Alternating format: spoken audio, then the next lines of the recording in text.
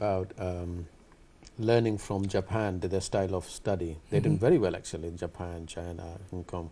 We want to bring them here, the teachers, and learn here in UK. That's you should be very proud of that. I mean, that is amazing. You know, that is something special.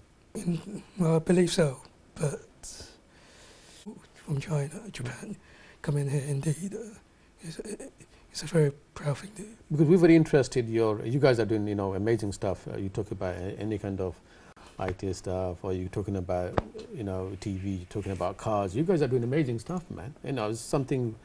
Of course, we're proud of as well. So we want to learn. But the way we're saying, we moved on from those old style of where you're teaching, or do you think they add to it? How did you guys become so good then, if you know? I think it's the ability to adapt, you know, in my opinion. Just the way that,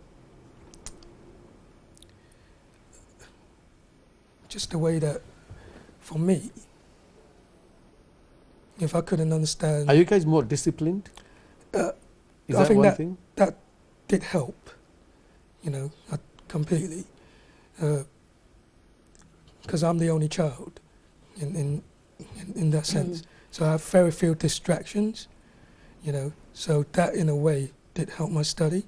And to see my fellow students at the same time, to be that disciplined, to wanted to learn as well, that add to my my attitude towards my learning.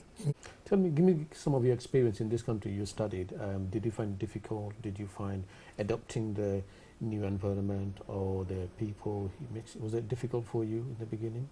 Because I've always been here. I've always been in London, so I haven't seen anything apart from London in terms of education. But it's just hearing stories from my friends and seeing what happens on TV. Did you watch that programme about the teachers from China coming to London to teach? I don't know if you saw that documentary. I didn't watch it, but I knew they're coming and there was some talk about it. It was very interesting. So they were very big on discipline, respect for your teachers. Maybe do something wrong, you know, you get told off in front of the class. Over here, it seems to be slightly a bit more lenient. If you're rude to the teacher, you don't get that discipline that they might have in China or in Hong Kong.